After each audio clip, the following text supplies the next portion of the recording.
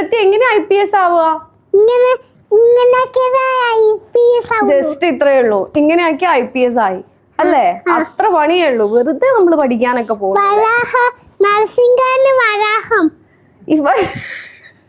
ഇവരെന്നെ പഠിപ്പിച്ചേ വിടൂ അല്ലേ? അതെ, ആ വരാഹം. പിന്നെന്തായിരുന്നു? നരസിംഹം, പ്രഗലാദൻ, ഹിരണ്യകശിപുവിന്റെ അനിയനാണ് നരസിംഹ.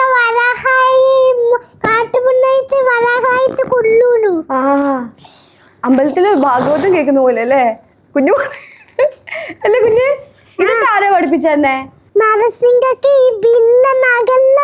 പടച്ചോനെ, ഈ നരസിംഹത്തൊന്നും ഞങ്ങൾ എങ്ങനെയൊന്ന് പുറത്തേക്ക് വരിക? അതെ, ഒരു പാട്ട് പാടി തരുമോ?